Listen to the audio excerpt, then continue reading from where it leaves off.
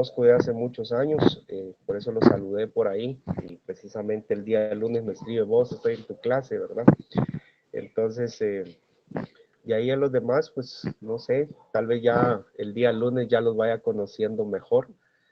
Eh, a mí me gusta ser muy amigo de los estudiantes, no me gusta perjudicar a nadie, siempre y cuando el estudiante también ponga interés, ¿verdad? Entonces, porque si no hay interés es difícil. Ahí hace con el Leilas bien. Bueno, entonces fíjense ustedes de que dentro de los aspectos generales del derecho procesal, eh, eso ya son tecnicismos que hablamos de la práctica judicial, de la práctica jurisdiccional, de la práctica civil, de la praxis judicium, el procedimiento civil, el enjuiciamiento y el proceso. Esas son denominaciones que vamos a utilizar durante todo el derecho procesal civil, que los vamos a ir conociendo conforme vayamos avanzando dentro del procesal civil. Dentro de las características que tenemos del derecho procesal, ¿sí? Tenemos el derecho público, el derecho único, el derecho instrumental y el derecho autónomo.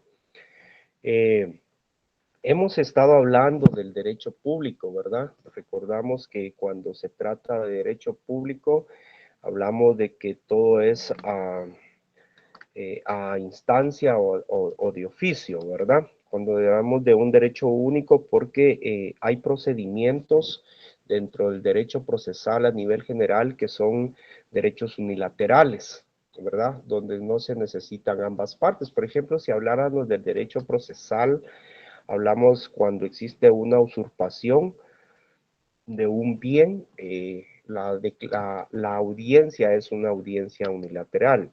Cuando hablamos de derechos instrumentales es porque necesitamos de testigos, necesitamos de personas para poder demostrar el hecho o las circunstancias que se están reclamando, se están denunciando en su momento. Cuando hablamos de un derecho autónomo es porque prácticamente hablamos de un derecho que es compartido tanto notarial como un derecho judicial. Por ejemplo, un proceso sucesorio testamentario, que es parte notarial, parte procesal de instancia civil, y también hablamos de los procedimientos que existen internamente. Por ejemplo, en la universidad también tenemos procedimientos que son de carácter interno, pero que de alguna manera se ventilan de forma judicial. Seguimos.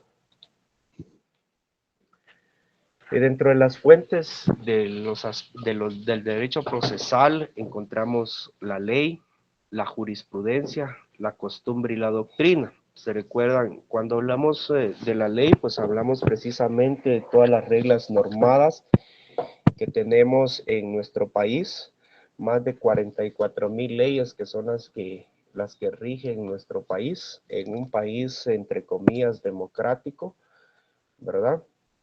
Pero que para mí, desde el punto de vista como profesional, les puedo decir que no vivimos en un país democrático, sino en un país de una oligarquía donde el monopolio prevalece sobre todo, ¿verdad? La jurisprudencia, que es una facultad que van a tener los órganos jurisdiccionales de conocer hasta donde les corresponde. La costumbre la platicamos el primer día de clase, se recuerdan que manifestamos que parte de la costumbre es ese derecho constitucionario que se aplica en algunos municipios o departamentos de Guatemala y que a veces se convierten. Fíjense ustedes de que cuando ustedes inscriben, por ejemplo, una sociedad mercantil, el registro mercantil tiene ciertos criterios que no están dentro de la ley. Yo una vez fui a debatir algunos criterios en una escritura de constitución y me manifiesta el asesor jurídico del registro mercantil que se aplicaban dentro del registro y que una vez aplicados dentro del registro se convertían en norma. La Contraloría General de Cuentas, cuando hace las inspecciones en las instituciones del Estado, municipalidades, fíjense ustedes de que ellos sacan sus acuerdos donde dice se recomienda a la institución hacer esto y esto y esto al momento de los hallazgos, pero esa aplicación de recomendación se convierte en una norma para la Contraloría General de Cuentas y por lo tanto también lo podemos encuadrar dentro de la costumbre, ¿verdad? Eh, Ustedes se han dado cuenta, uno de los departamentos que más incidencia tiene en lo que se respecta a la costumbre, a la aplicación del proceso dentro de la costumbre, es el quiché, donde ahí ellos agarran un ladrón y lo castigan a su forma e incluso en muchas ocasiones no son entregados a la autoridad competente, que en este caso sería la Policía Nacional Civil, sino que ¿qué es lo que hacen los señores estos? Lo condicionan, mira, si dice aquí un quiché, tenés 15 días para irte, ya no queremos que regreses acá. O sea, lo expulsan del departamento, el municipio, por lo tanto, se aplica esa parte de la costumbre. La doctrina, que es una parte fundamental, recuérdense ustedes de que hay muchos autores que nos explican precisamente sobre el derecho procesal y que en algunas instancias civiles o laborales o penales, algunos jueces aplican directamente la doctrina y aplicando la filosofía del derecho, que es un curso que ustedes van a llevar posteriormente, creo que es en el noveno semestre, creo que es donde llevan filosofía del derecho que va inmersa a esa doctrina, que es la aplicación también de los aspectos procesales.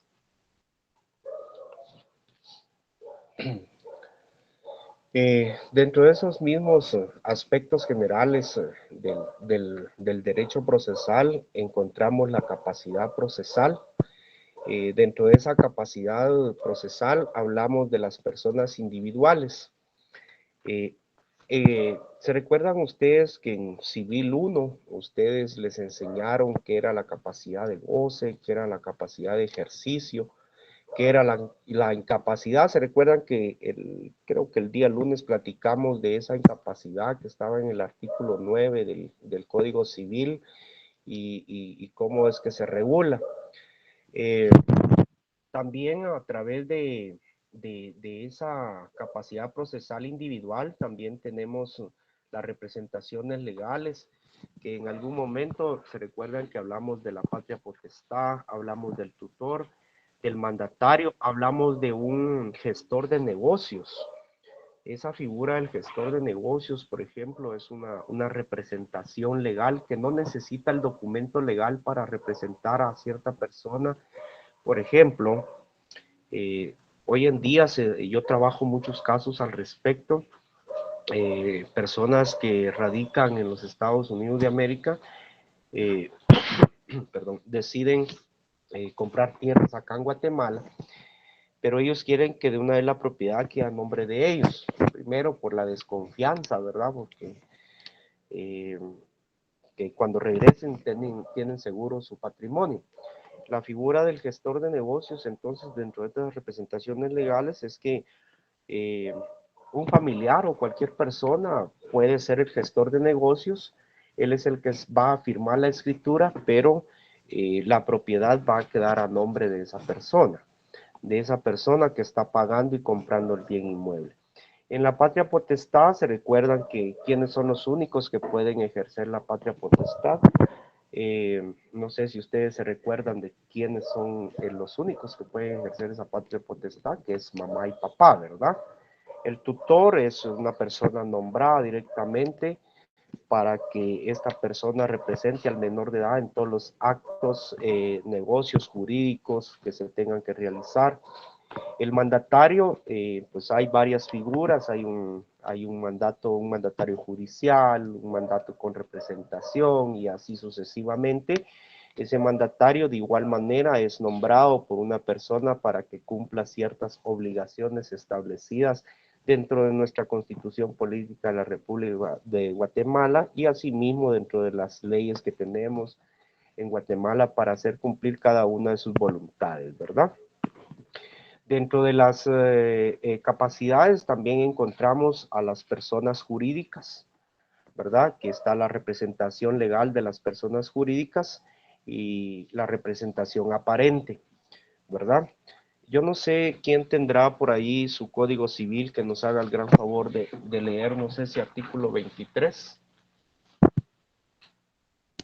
Yo, licenciado, Gracias.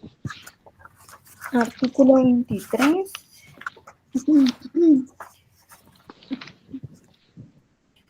Dice, quienes integren uniones, asociaciones o comités que se propongan llevar a cabo fines de socorro o de beneficencia u obras públicas, monumentos, exposiciones, festejos y similares, cuando no tengan personalidad jurídica, son responsables solidariamente de los fondos que recauden de su inversión en la finalidad anunciada.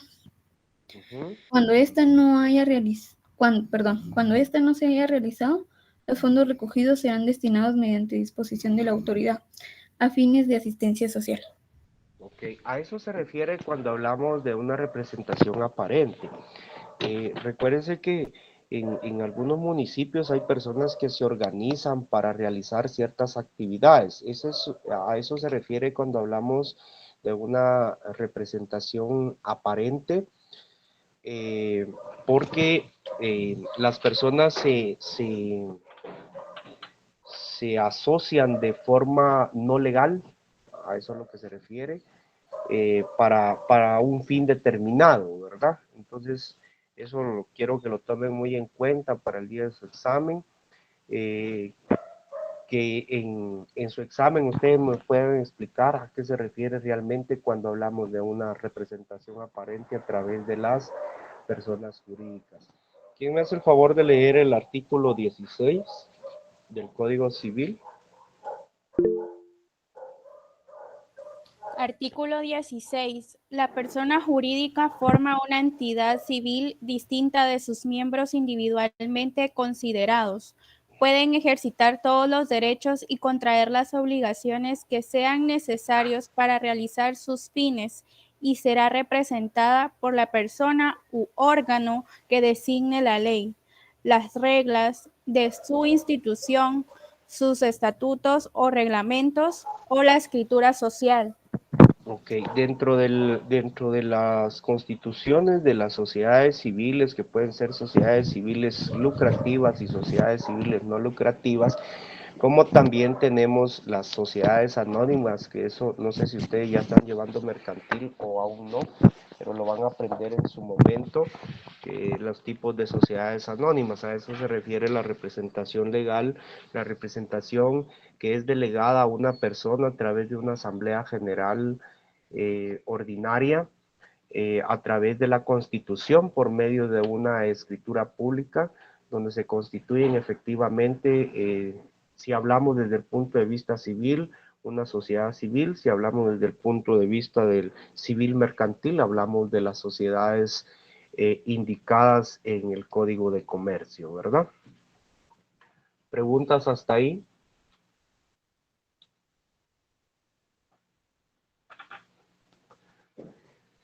Bueno, dentro de esos mismos aspectos del derecho procesal, encontramos las personas que intervienen dentro de un proceso. A esto sí quiero que le pongan mucho ojo, porque sin esta parte ustedes no pueden hacer sus memoriales e iniciar cualquier proceso. No importa si es procesal civil, laboral o procesal penal. En esta parte yo necesito que le pongan énfasis a las personas que intervienen, a los sujetos activos que intervienen dentro de un proceso.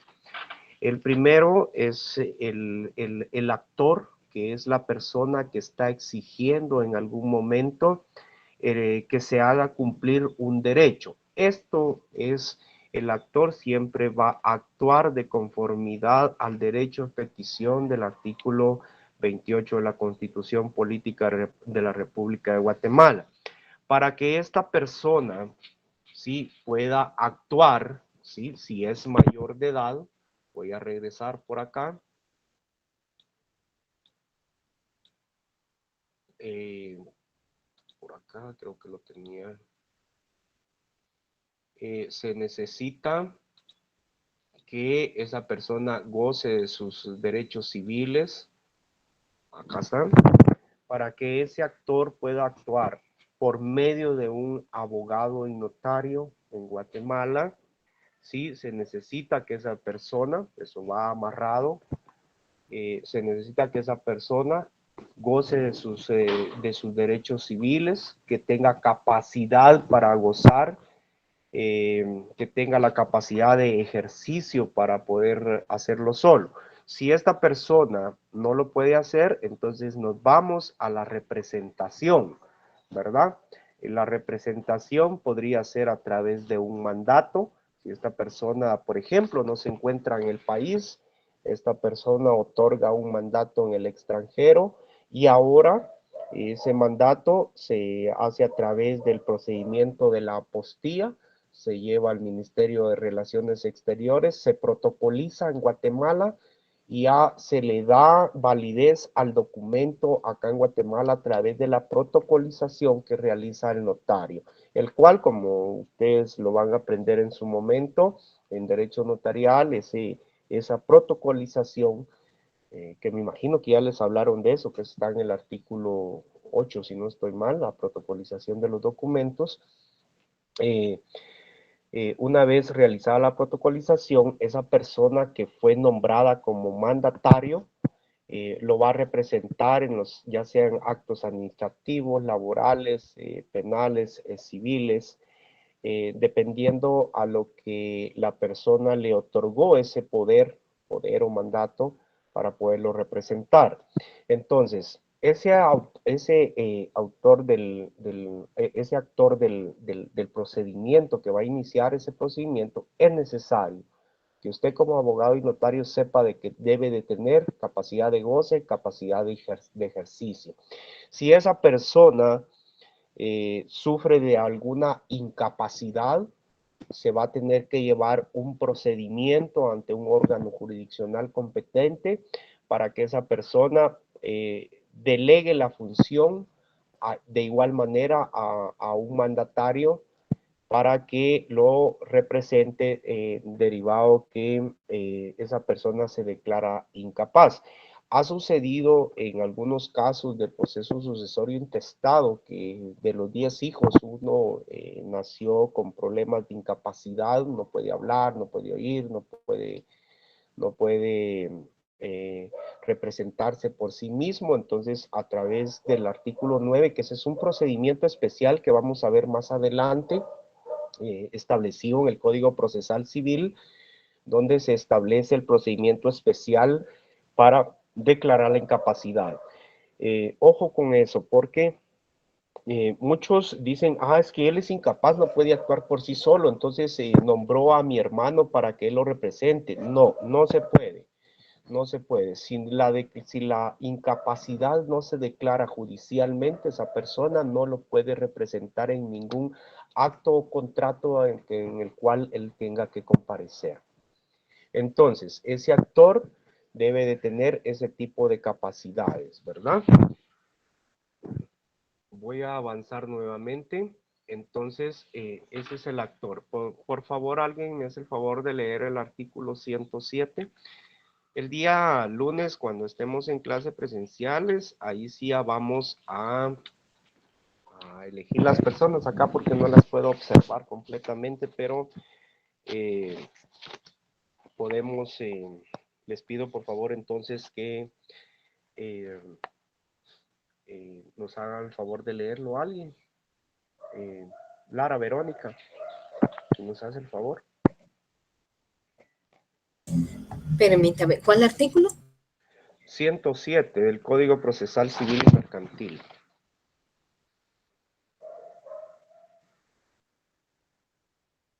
Licenciado, solo con una consulta mientras la compañera busca el artículo. Sí. Ahí en denunciante usted está mencionando el artículo 299, pero las letras rojas yo no las alcanzo a ver. No sé si me podría indicar qué es lo que dice. Ok, ahorita voy a ver si lo logro ampliar acá para que lo logre ver.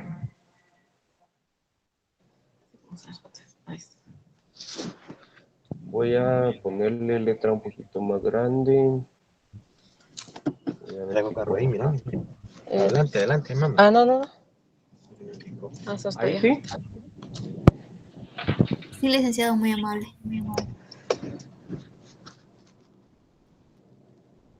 Ahí ya lo pueden copiar. Bueno, artículo 107. Ok. Documentos esenciales.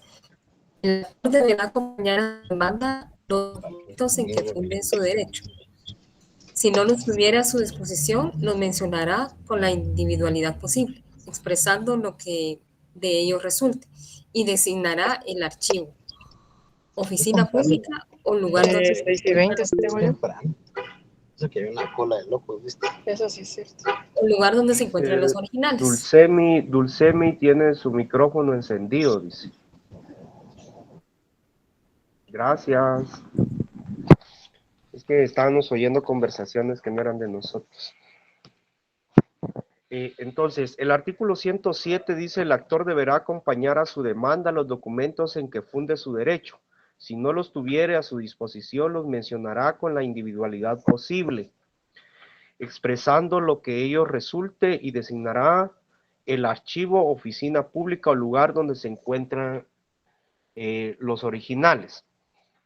Cuando nosotros, me pongo en el lugar del actor, nosotros como actor venimos y necesitamos probar los hechos de la circunstancia que nosotros estamos presentando para el cumplimiento de una obligación. Por ejemplo, se recuerdan el primer día de clases, hablamos de un contrato de arrendamiento. ¿Cómo debo yo de demostrar ante el órgano jurisdiccional que efectivamente yo le di en arrendamiento mi casa a cierta persona y que dentro de ese arrendamiento pactamos de que el contrato iba a ser por un año, o sea, 12 meses, y que la renta se debería de pagar efectivamente del 1 al 5 de cada mes? En ese mismo contrato se estableció que a falta de incumplimiento de ese plazo establecido para el pago de la renta mensual, se establecerá y se demandará a la persona, y al final de ese documento se establece que la persona puede renuncia al fuero de su domicilio. Eso se refiere también a que el propietario de la casa puede demandarlo en cualquier órgano jurisdiccional competente. Eso se establece. Sin embargo, ahora con la jurisdicción y la competencia, usted tiene que presentar la denuncia donde corresponde efectivamente al bien inmueble, la ubicación del bien inmueble. Si el bien inmueble está en Villanueva, debo de acudir a los órganos jurisdiccionales del departamento de Guatemala, ¿verdad? Si el bien inmueble está en Quiché, debo de acudir entonces al juzgado de instancia civil del departamento de Quiché, ¿verdad? Entonces, así sucesivamente. A eso se refiere que si el actor hace mención dentro del memorial de donde él está presentando su solicitud del cumplimiento de alguna obligación, si él no tuviera los documentos, por ejemplo, él manifiesta, por ejemplo, en su memorial, que los documentos los posee la Superintendencia de Administración Tributaria, entonces se solicita al juez que a través de sus medios el juez solicite a la Superintendencia de Administración Tributaria que ese expediente de la persona sea trasladado al juzgado para su mejor evaluación. A eso se refiere ese artículo 107 cuando se refiere directamente a lo que es el actor. El demandante. Sí, por favor, ¿quién me hace el favor de leer?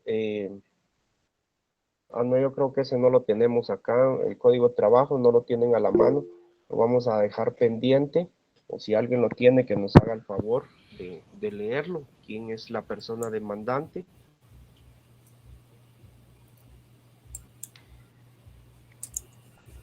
Buenas noches, Lick. Buenas noches. ¿Lo puedo leer? Sí. Es el artículo 332, literal H. Sí. Sí. Dice: firma del demandante o impresión digital del pulgar derecho u otro dedo, si o tuviera impedimento, o firma de la persona que lo haga a su ruego, si no sabe o no puede firmar. Ok, Sheila. Muchas gracias, Sheila. Fíjense ustedes de que entre los requisitos, se los voy a detallar más adelante, qué requisitos esenciales debe llevar el memorial. Sí, Belinda, perdón. Ah, no, Belinda. quiere para leer el artículo. Ah, ok, gracias. Entonces, ese memorial siempre regularmente debe ir firmado por el demandante, ¿sí? El que está presentando la acción. Caso contrario, si la persona no puede o no sabe, porque son dos cosas distintas. Una es no poder y la otra es no saber firmar. Eso se los van a enseñar en derecho notarial. No poder o no saber firmar son cosas muy distintas. No saber firmar es porque no sabe leer y escribir y no sabe cómo hacer una firma, entonces debe dejar la impresión digital o dactilar, como ustedes le quieran llamar, del dedo pulgar derecho. Si no tuviera la mano, en la mano derecha el dedo pulgar porque nació sin él o porque se lo quitaron en el proceso de vida, entonces en el mismo documento ustedes hacen saber que la persona deja la impresión la impresión dactilar de la mano izquierda. Eso es cuando la persona no sabe firmar, ¿sí? Cuando la persona no puede firmar es porque se quebró ambos brazos, porque perdió las manos, porque está fuera del país y no puede hacerlo, entonces el abogado que inicia el proceso tiene que firmar en su auxilio. A eso se refiere. ¿Preguntas hasta ahí? El querellante es una persona de que se adhiere al proceso, ¿sí? No vamos a entrar a mayor detalle dentro de, sin embargo, en los procesos penales es cuando más se da la figura del querellante, porque se adhiere al proceso por alguna circunstancia que le pueda afectar dentro del mismo también. Dentro de esos tipos de querellantes encontramos el querellante adhesivo, el querellante exclusivo, y el denunciante, ¿verdad? Esos son temas que para el procesal civil casi nunca se utilizan, sin embargo, son querellantes que pueden ser utilizados en cualquier circunstancia que se pueda dar para cualquier proceso o derecho procesal. El ejecutante, si me hacen el favor, voy con Leila, por ahí que la veo a Leila. Nos hace usted el gran favor de leernos el artículo 300 del Código Procesal Civil y Mercantil.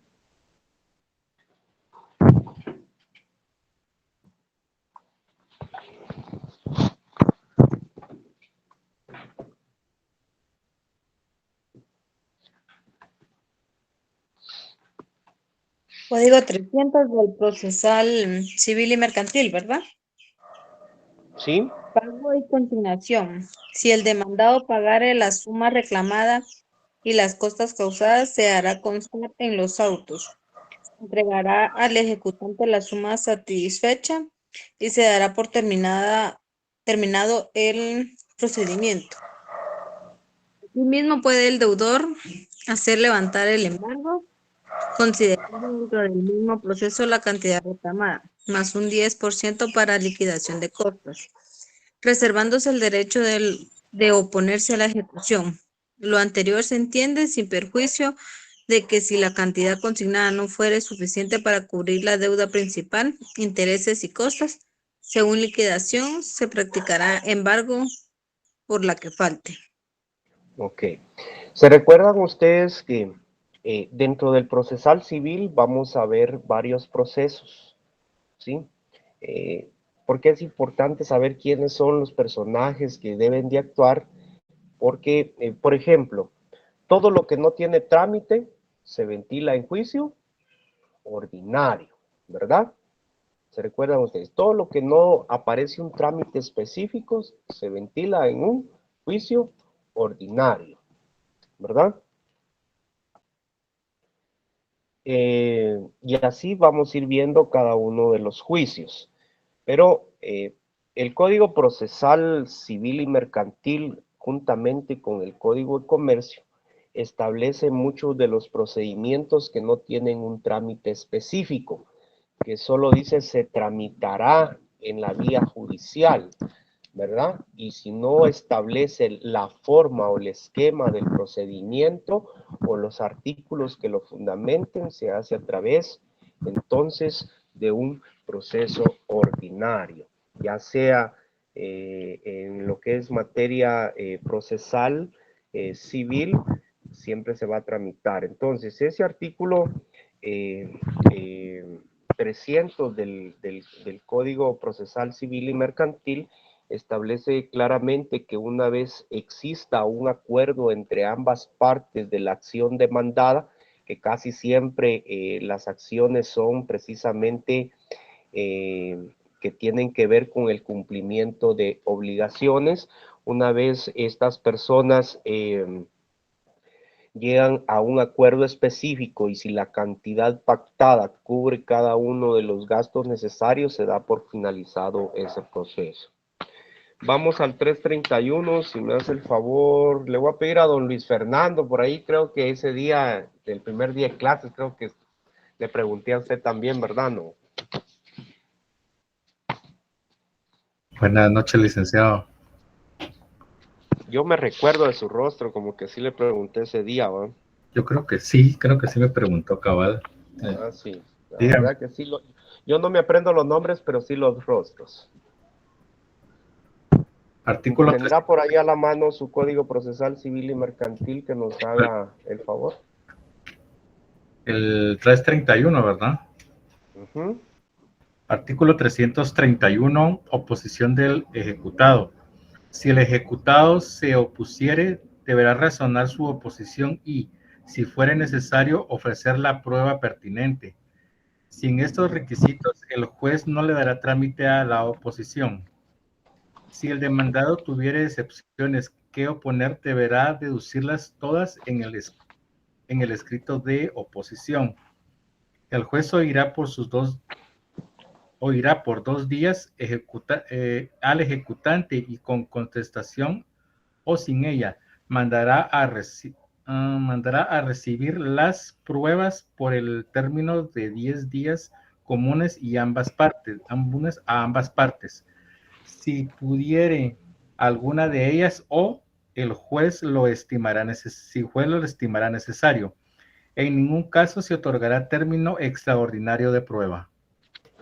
Ok, acá estamos hablando directamente del procedimiento que tiene la persona demandada para oponerse a cada una de las acciones presentadas en su contra. Por ejemplo, si fuera un contrato de arrendamiento, entonces establecerá efectivamente, el ejecutante puede presentar las pruebas y demostrarle al señor juez, mire señor juez, yo efectivamente le pagué al señor en efectivo en el domicilio consignado dentro del contrato, acá tengo la firma de él, entonces yo me opongo a esa demanda que presentó el señor en mi contra, donde él manifiesta que yo he incumplido con los pagos mensuales de arrendamiento.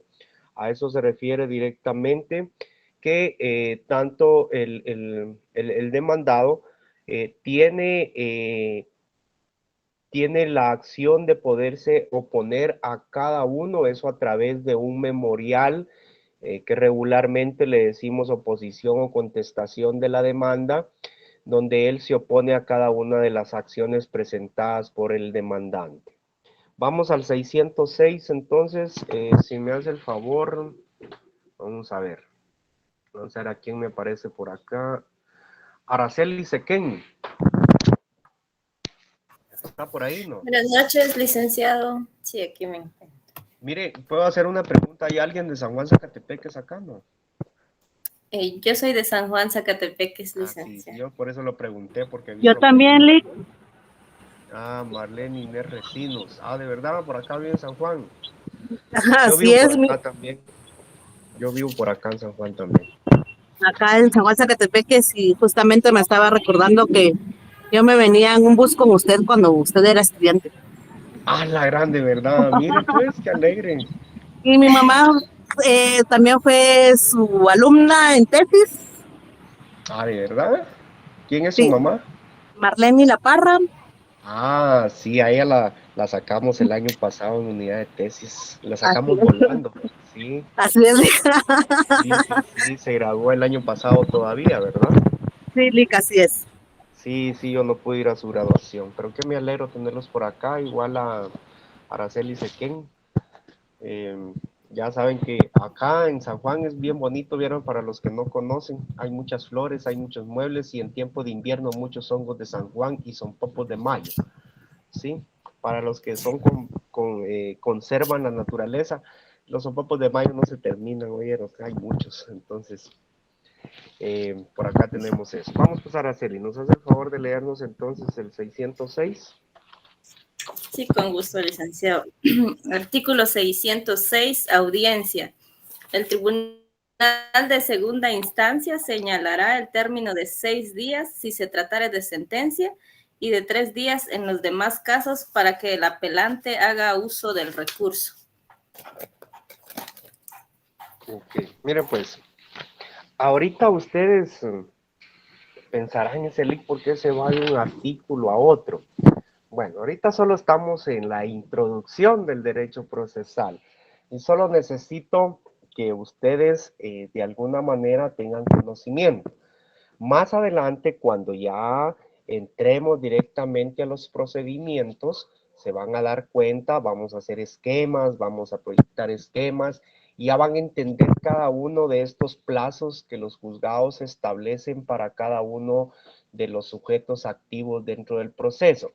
Ahorita lo único que yo necesito es que ustedes se aprendan quiénes son esos sujetos dentro del proceso, ¿sí? Esos sujetos que deben de actuar dentro del proceso, para que no se me vayan a asustar en decir ese leak porque se va de aquí para allá y de allá para acá, ¿sí? Solo es efectivamente para que ustedes sepan quiénes son los procesos y a qué se refiere cada uno de estos artículos, ¿sí? El solicitante, de igual manera, en términos generales, puede ser el actor, puede ser el solicitante o el demandante, dependiendo al proceso que ustedes estén ventilando. ¿Preguntas hasta ahí? Licenciado, una pregunta. Sí. Con respecto a la diapositiva anterior, ¿Sí? a la número 9. Sí, por favor. En donde dice denunciante, ahí dice que es el artículo 297. Pero, ¿será que es del Código Procesal Civil y Permítame un Mercantil o es del segundo. Código de Trabajo? Permítame un segundo. Por favor. En el, ¿cuál me dijo? En el punto del denunciante, de los sujetos activos. No, ese es, permítame un segundo. Sí. Ahí sí estoy pataleando un poco yo, pero ahorita se lo Creo que es del resuelvo. Código Procesal Penal. Sí, Código Procesal estamos Penal. porque se recuerdan que cuando hablamos directamente de los querellantes en materia de procesal civil, casi nunca se adhieren querellante adhesivo o exclusivo y regularmente nunca hay denunciante. Entonces, le quedó mal porque ese sí no me recuerdo de dónde lo coloqué. Oyeron, tengo un pequeño error ahí, pero yo el próximo día de clase se los corrijo. Oyeron, ya en la diapositiva se los voy a colocar de forma correcta. ¿Sí? Gracias, Lick. Sí, con lo que mencionaba la compañera, en el artículo 297 del Código Procesal Penal, nos habla de la denuncia, pero me imagino que sí. a ese No, artículo es que se refiere. cuando uno está trabajando, yo, como les decía, tuve que trabajar estas diapositivas casi volando, porque yo soy profesor de Derecho Civil y al final me dejaron acá, pero tuve que trabajarlas volando y en una de esas se le va a uno los teclazos y ya no se recuerda uno qué fue lo que colocó en esa parte, ¿verdad? Pero Sí, yo se los voy a corregir, ¿oyeron? Disculpen. Bueno, entonces, ya hablamos entonces de los sujetos activos dentro del proceso o dentro del derecho procesal. Ahora vamos a hablar entonces de los sujetos pasivos dentro del derecho procesal. Dentro de los sujetos pasivos, como ustedes pueden observar, encontramos al demandado, al obligado y al sindicado. Los términos jurídicos o los términos legales utilizados en las materias distintas, ya sea laboral, civil o penal, vienen a ser la misma persona, solo que se usan otros términos. Por ejemplo, si ustedes leen su código de notariado, dice dejar la huella, ¿sí? Pero porque nuestros códigos son un poquitito antiguos. Entonces, hoy en día utilizamos nosotros las palabras de impresión digital o impresión dactilar. Impresión digital la utilizamos mucho en el notariado, en lo civil, y la impresión dactilar la utilizamos mucho en lo que es procesal penal. De igual manera, cuando hablamos del demandado, estamos hablando de la persona a la que se le está requiriendo el cumplimiento de la obligación, ¿verdad? Esa persona es la que debe de cumplir. El obligado, que viene siendo la misma persona dentro del procesal civil, que es quien debe de cumplir o hacer efectivo el pago de esa obligación. El sindicado, que es una persona que se utiliza mucho en el procesal penal, como ustedes pueden ver ahí las descripciones en morado, está el procesado, el imputado, el acusado, el condenado, reo, recluso, que ustedes han escuchado últimamente que los medios de comunicación ya no utilizan, a veces ya no enfocan ni la imagen, sino también utilizan solo el primer nombre y ponen Roberto N. Y ustedes saben que fue por una denuncia de un pandillero que los denunció por haber mencionado su nombre completo y al final el medio de comunicación tuvo que pagarle 25,000 quetzales por haber puesto el nombre completo y esa persona aparentemente era menor de edad, ¿verdad? Entonces, en los términos de procesal civil vamos a utilizar en el sujeto pasivo siempre el demandado, el obligado, ¿sí? Son personas que una pues es la que debe cumplir la obligación, pero hay muchos casos en que, por ejemplo, en el subarrendamiento, ¿sí? O en el subarrendamiento. Dentro de los contratos de arrendamiento, por ejemplo, se establece que la persona se le da en arrendamiento la casa y que también puede subarrendar. Entonces, acá entra la figura del obligado.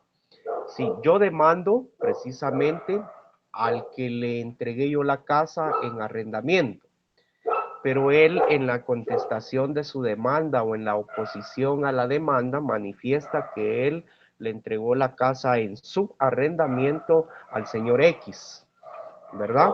Entonces, ¿quién es el obligado a cumplir con la obligación? ¿Sí? Ambos, ¿sí?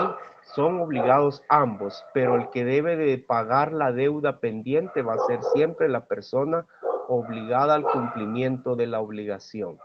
Hay muchos casos que los vamos a ir viendo conforme vamos recibiendo el curso y se van a dar cuenta cómo existe la figura del demandado, quien es a quien yo quiero de que por medio de él se cumpla la obligación, y el obligado es el encargado de entregar esa plata. Por ejemplo, en los bancos se maneja mucho la figura del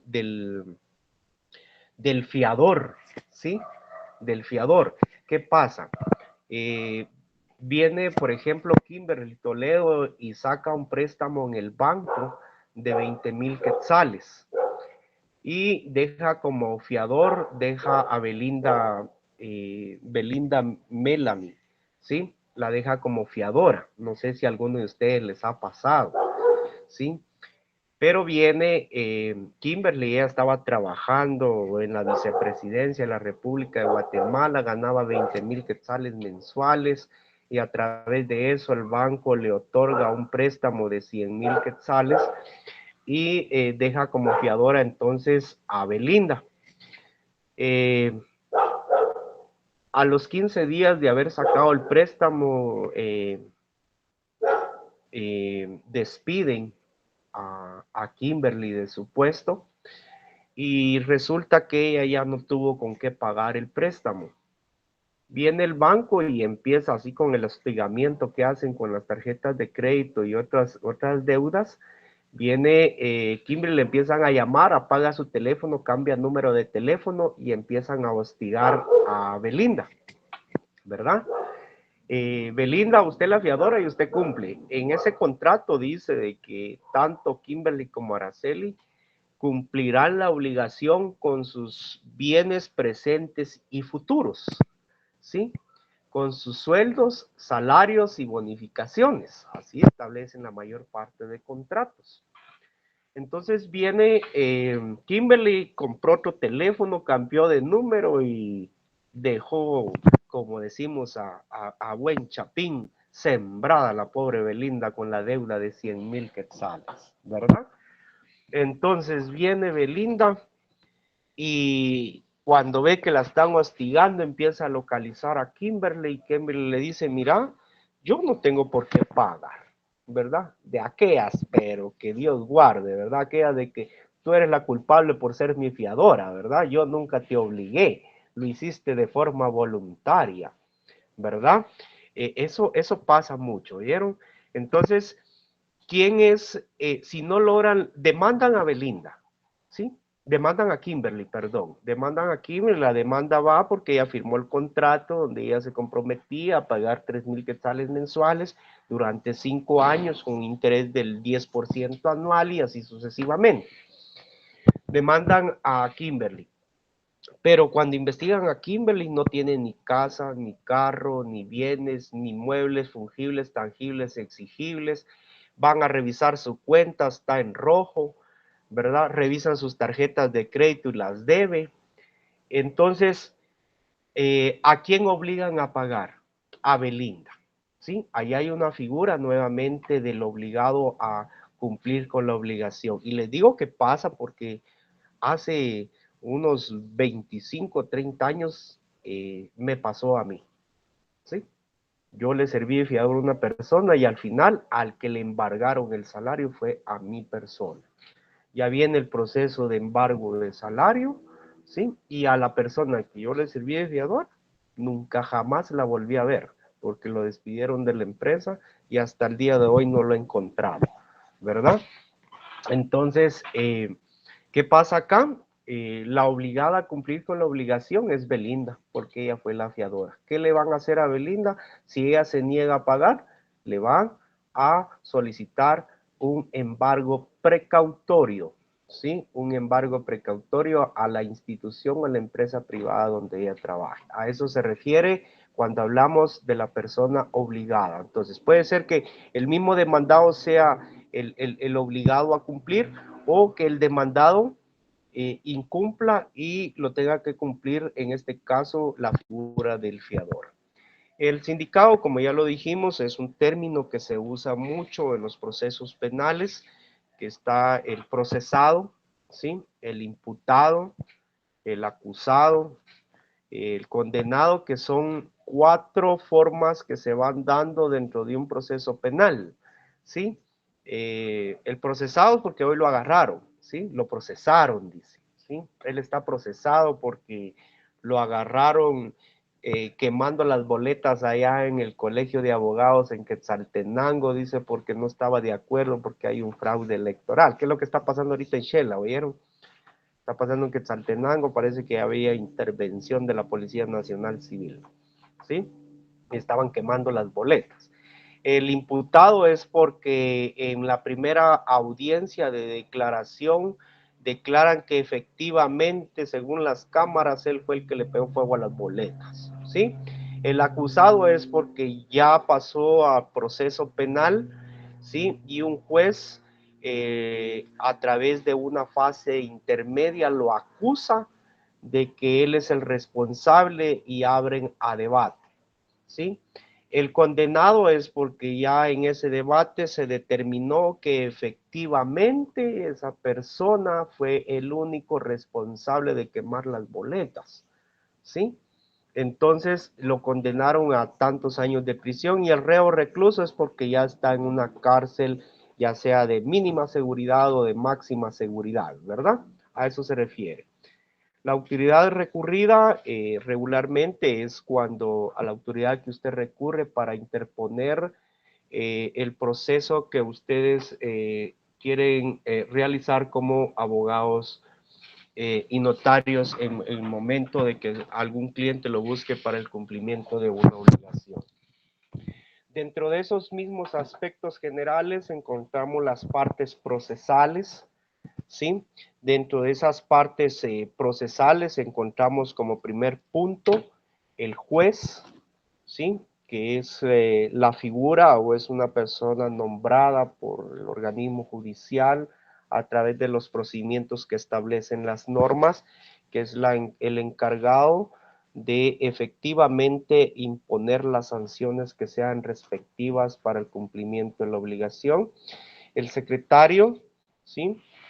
Que es la figura que hace todos los memoriales dentro del juzgado y que cuando usted llega al juzgado le dice, mire usted, no le tengo su sentencia, pero efectivamente el secretario no es el que emite la sentencia, es el juez, pero como el secretario siempre dice, fíjese que véngase 15 días, le tengo su sentencia, que no la he hecho, él no hace sentencias, él transcribe lo que el juez le ordena, pero no es él el que emite la sentencia, pero así le dicen a uno, el oficial que se cree juez cuando usted llega a los tribunales, el oficial le dice a usted, fíjese que el juez no está, el juez me dijo, ¿sí? Que venga en 15 días, ¿verdad?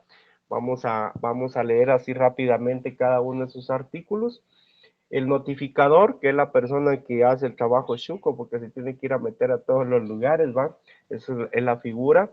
El notario notificador, que en algún momento, en algunos procesos, se solicita a un notario notificador para que efectivamente acompañe al notificador del juzgado a hacer las diligencias respectivas.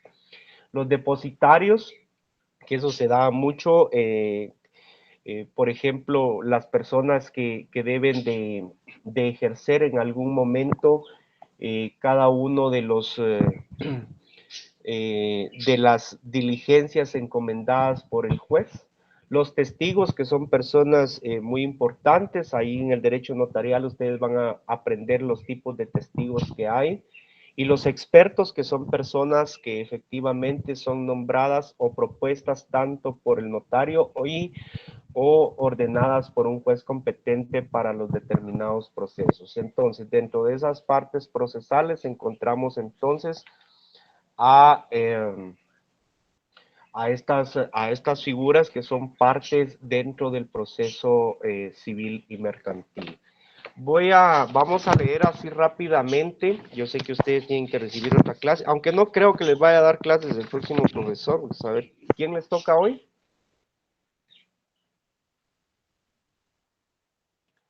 Ah, sí, me dijo que sí iba a dar clases. Sí, es cierto, yo lo encontré hoy. Sí, sí dijo que iba a dar clases. Yo lo encontré hoy en el... ¿Qué manda? Sí, yo fui a votar hoy.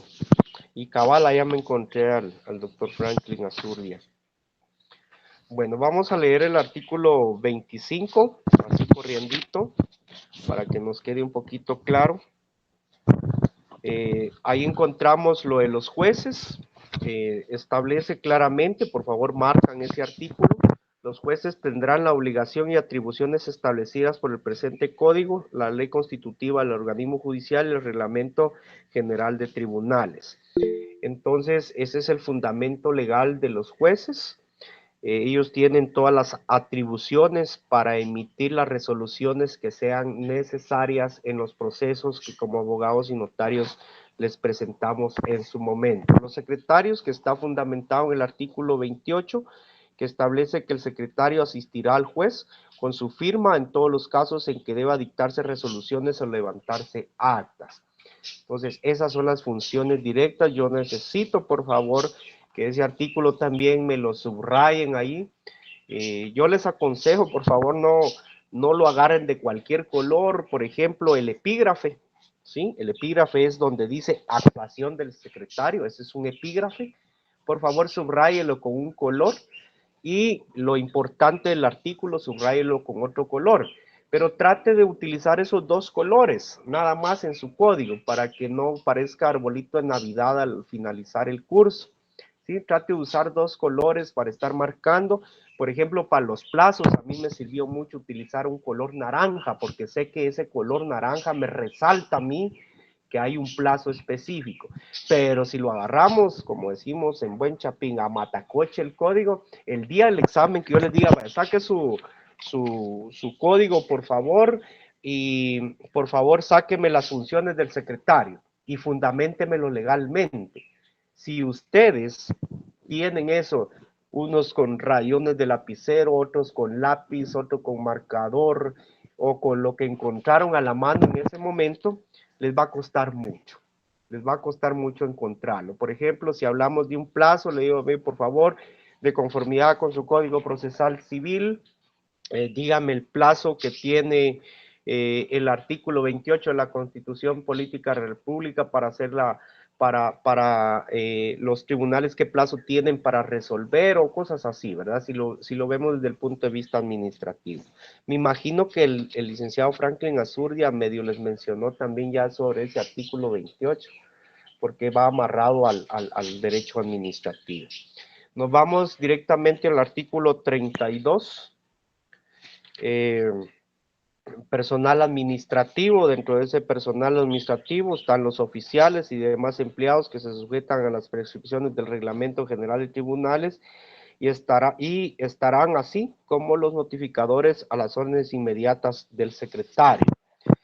Entonces, ahí encontramos entonces las figuras de los notificadores, cuáles son las atribuciones que ahí tendríamos que ir a la ley, al reglamento general de tribunales, pero creo que no va a ser necesario entrar a tanta materia, derivado que si no vamos a sobrecargar este examen y a la mera hora creo que no van a poder contestar. Entonces aquí lo que tratamos es que por lo menos usted, cuando ya entremos a ver memoriales, cuando entremos ya a ver el proceso, ustedes sepan quiénes son esos sujetos procesales.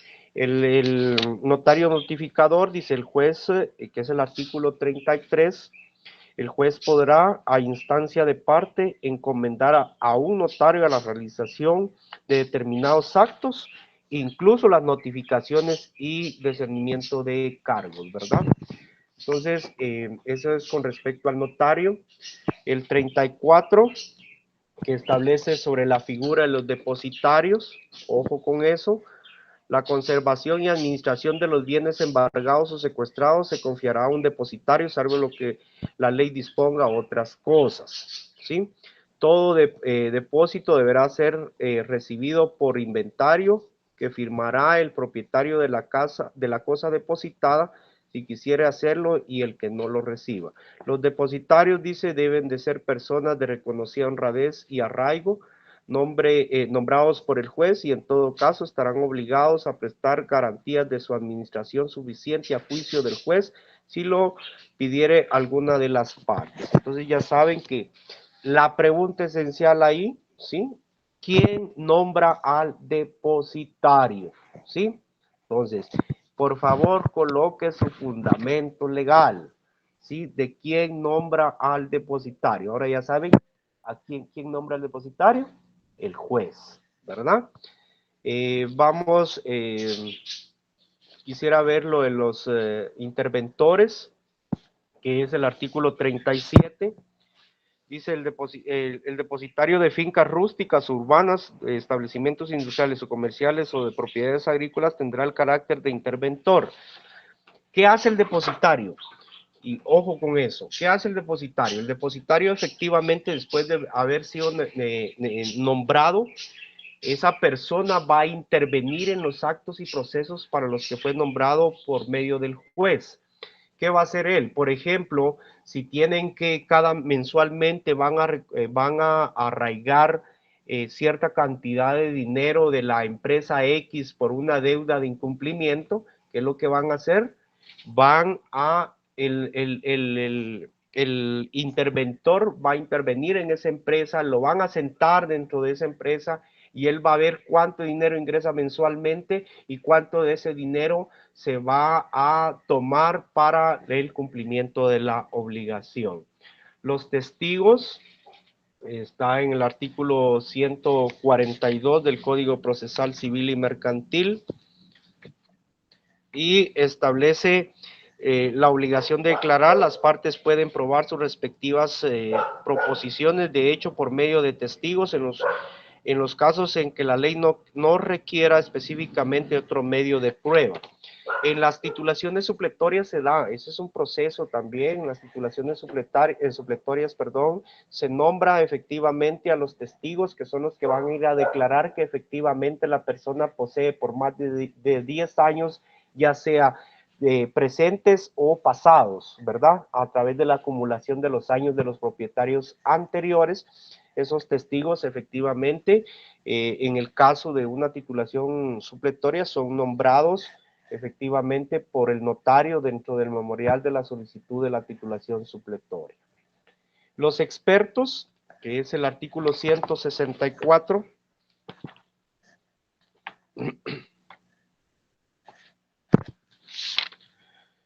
dice proposición de la prueba. Las partes la parte a quien interese rendir prueba de expertos expresará en su solicitud con claridad y precisión los puntos sobre los cuales debe versar el dictamen. En el procesal civil, por ejemplo, la titulación supletoria, en el memorial que usted presenta para una titulación supletoria, efectivamente usted debe nombrar un experto medidor, que ese experto es un ingeniero civil o un topógrafo, que son los que van a dar la veracidad de las colindancias y las medidas presentadas en una titulación supletoria.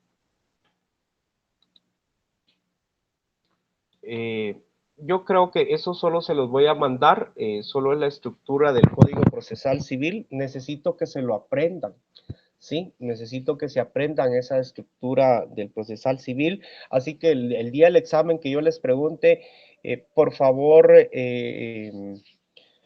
coloque usted la estructura de la estructura del Código Procesal Civil y entonces ustedes ya saben cuál es, ¿verdad? Esa se la tienen que aprender de memoria, es lo único que yo les pido, que sí se la aprendan de memoria, porque incluso en el examen técnico profesional hay algunos profesionales que le dicen, mire usted, ¿y cuál es la estructura del Código Procesal Civil?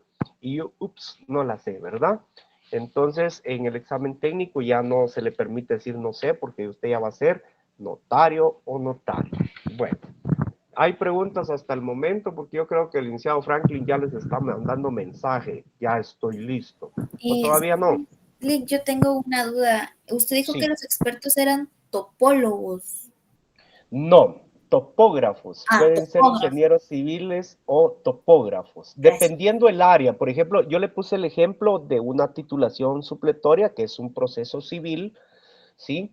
La titulación supletoria es un proceso civil donde usted como notario, a través del requerimiento, a través de un justo título, porque así se le llama, que puede ser una escritura pública, puede ser una declaración jurada, la cosa es que la persona pueda demostrar que tiene el justo título de esa propiedad y que la ha poseído por más de 10 años presentes y pasados.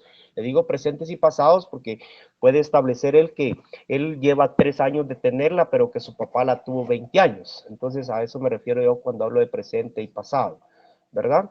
Entonces, en ese caso, se solicita a expertos, ya sea un ingeniero civil o un topógrafo, para realizar la topografía respectiva del bien inmueble y así a través de esa topografía o de esa ingeniería civil poder establecer claramente cuáles son las medidas actuales y las colindancias actuales.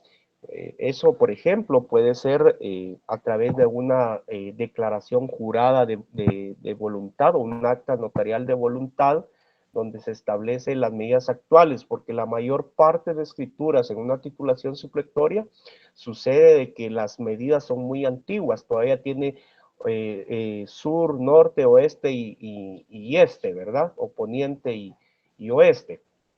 Hoy en día ya se utilizan instrumentos para establecer ya medidas a través de posiciones, azimut y orientaciones, ¿verdad? ¿Alguna otra pregunta? Ya les está enviando mensaje el licenciado Franklin, él me lo saluda. Dice Lick Morey que le manda saludos. Si no hay más preguntas, nos quedamos ahí y nos vemos el día lunes a las 5:30 en el salón 101. Gracias, Lick. Feliz noche.